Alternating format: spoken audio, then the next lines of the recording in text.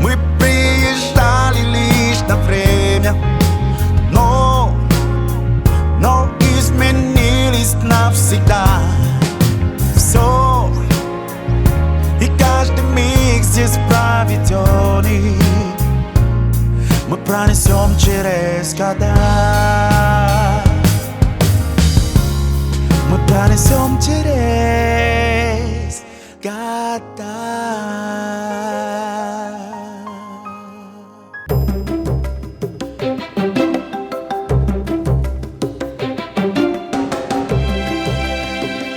Там, где сказочные башни и живописные мосты тонут в море красных черепичных крыш, где на каждом углу атмосфера торжества, ароматы свежей выпечки и завораживающая игра уличных музыкантов. Эту страну не перепутать ни с одной другой. Мы в Чехии. И здесь тоже есть наши выпускники. Добрый день, меня зовут Иржи Машталка. Я учился в городе Героя Волгограде, поэтому я знаю русский. Его имя часто звучит в сводках новостей. Депутат Европарламента Иржи Машталка смело признает Крым российским, строит за свой счет памятники солдатам-освободителям от фашизма и из года в год проводит фотовыставки, посвященные Великой Победе. Технические проблемы, которые возникали, не возникали просто так. Это первое. А второе, конечно, собрать такой материал исторический по всем архивам, причем материалы новые, из Чехии, из городов-побратимов города-героя Волгограда. Это была огромнейшая работа.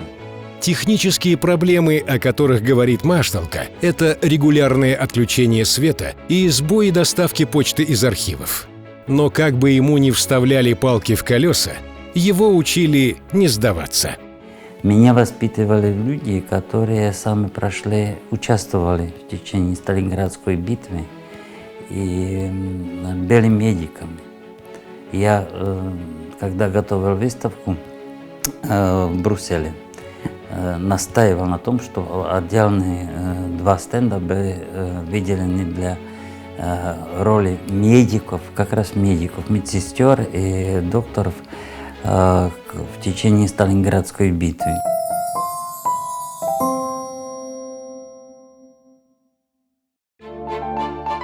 Первые уроки русского языка Иржи получил еще в детстве, в гимназии провинциального чешского городка Евичко. Его учителем русского оказался участник Великой Отечественной войны. Это был превосходный человек не только как преподаватель, как знаток русского языка, но и как человек, потому что наша с ним дружба и отношения отличия никогда не прекратились. Я его очень-очень часто вспоминаю, даже сейчас, когда его нет, потому что он действительно преподавал. Рассказы преподавателя так впечатлили маленького Иржи, что с тех пор русский для него – это язык мира и свободы от фашизма. Все было очень-очень интересно с его стороны. И, конечно, очень жуткими были впечатления от того, что он рассказывал. Хотя не очень хотел, но мы его заставляли, чтобы нам рассказывал про войну. Когда пришла пора выбирать профессию, мать Иржи ушла из жизни. У нее были проблемы с сердцем, и он решил стать кардиологом. Когда человек молодой чувствует, что в крылах, так сказать, воздух, хочется лететь вверх, а тут человек ранен. Ну и должен сказать, что и благодаря Анатолию Федоровичу, и моему отцу, они мне дали возможность эту свою мечту выполнить.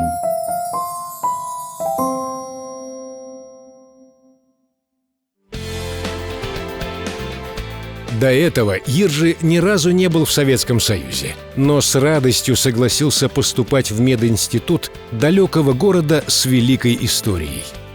Волгоград я знал только, честно признаю, из журнала «Путешествие по Советскому Союзу». И, конечно, я знал, что такое Сталинград, Сталинградская битва. Все, о чем рассказывал его любимый учитель, Jiří смог наконец-то увидеть своими глазами. Нам рассказывали, я встречался с ветеранами Сталинградской битвы, и, как я сказал, меня учили и медики, которые непосредственно участвовали в Сталинградском сражении, так что для меня это место святое.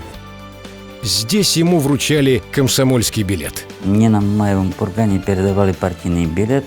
Когда меня спрашивали, почему я сохранил партбилет, я говорю, вы знаете, мне передали на таком месте, что я просто позиции не сдаю. И здесь он впервые познал всю широту русской души и необъятность нашей Родины. Был колхоз на сельхозработы. Это был настоящий рабочий опыт, раз. Тогда я понял бесконечность России, потому что там, где мы вечером кончали, мы утром начинали, пошли, никаких оборотов, поворотов, просто пошли дальше. Но кое о чем Jiří все-таки сожалеет. И пытается это исправить каждый раз, возвращаясь в Волгоград. Единственное, чему не хватало, было времени для культуры. Мединститут, он специфичен тем, что очень мало времени. Поэтому по прилету в первый же день программа «Максимум». Мамаев курган, центральная набережная и обязательно прогулка по студенческим местам. А вот здесь был кафетерий, где готовили хороший кофе и отличное пирожное. И для нас это был праздник. Мы заходили сюда по воскресеньям в свободное время и заодно гуляли на берегу Волги. Но почти все свое время будущий врач проводил в университетской библиотеке. Читать приходилось помногу и допоздна. Конспектировать надо было, читать, а некоторые книги зарубежные, переводные, были только тут, в читальном зале. По привычке он заглянет в тот самый читальный зал. Здесь ничего не изменилось, и по-прежнему засиживаются иностранные студенты. Так, а какой курс? Пятый курс. Не вижу, что хирурги, да, в будущем.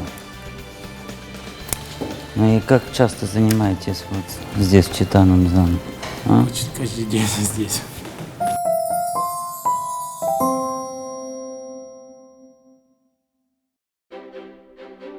Когда пришла пора возвращаться домой, деревья были небольшие. Где-то лет 40, я так думаю, будет, как мы сажали. Это были малюсенькие. Традиция проводить субботники и комсомольские собрания остались в советском прошлом. Но привычку делать добрые дела он привез с собой в Чехию. Да и сейчас, я думаю, каждый вокруг своего дома ухаживает, хотя это не называется субботник. Это мы сажали как комсомольцы в течение комсомольских субботников. Было такое время, вот видите, березки повзрослели, старые, красивые, а мы-то постарели. Сразу после получения диплома Jiří пошел работать в главную клинику чешского города Плзень. Тогда это было всего лишь трехэтажное здание, а теперь целый лечебный городок. Прошло 3 десятилетия, разрастался весь комплекс, разрастались разные специальности, с внутренних болезней до хирургии, специальной хирургии, сосудистой хирургии. Вот у нас совсем новое здание онкологического центра. Вот там направо есть новый родильный дом.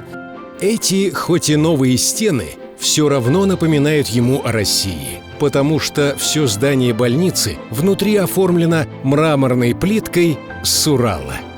В то время был город побратим города Плзень, Екатеринбург. Из Урала привезли вот эту плитку и специально обработали и оформили. И на каждом этаже этой прекрасной больницы находится вот это воспоминание об уральских наших друзьях. Эта больница для него как второй дом, хотя бы потому, что приходилось дежурить сутки напролет. Да, ничего не изменилось. Даже радиоприемник остался. Когда в истории Чехии наступили не лучшие времена, перед ним встал тяжелый выбор. Мне кардиология очень-очень нравится еще студентом. Выезжал в течение каникул сюда на стажировку в свою клинику в Плзени.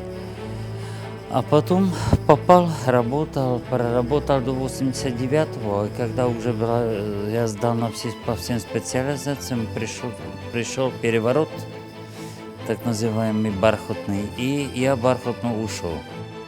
Первое время у него разрывалось сердце, и словно Антон Чехов, он пытался совмещать два любимых дела – медицину и политику. Это не меняло никак мое отношение к медицине, к пациентам. И потом появилось предложение войти в парламент, баллотироваться.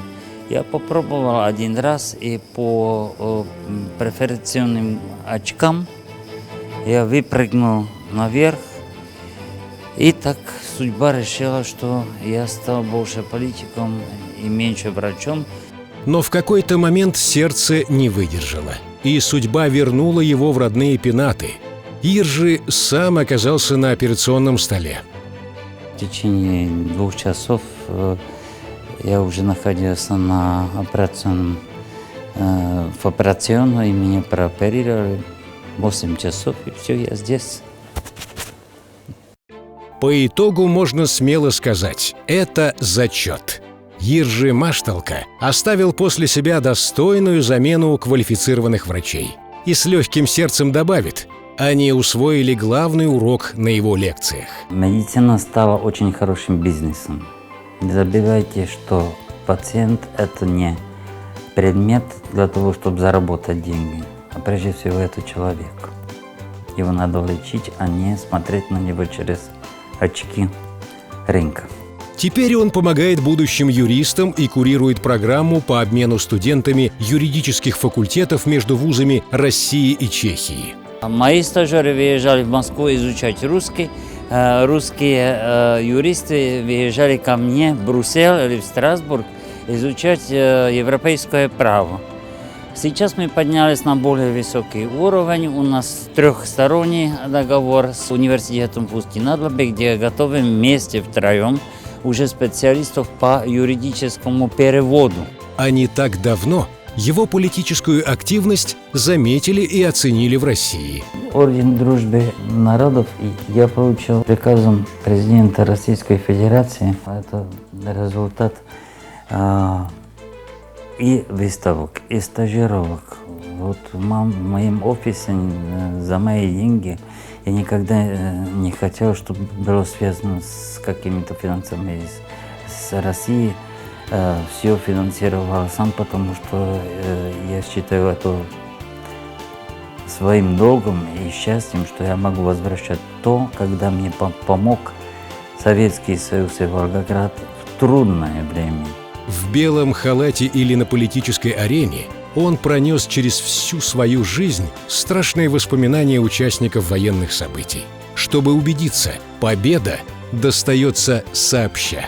В борьбе с общим злом, а терроризм является всеобщим злом, невозможно победить одному.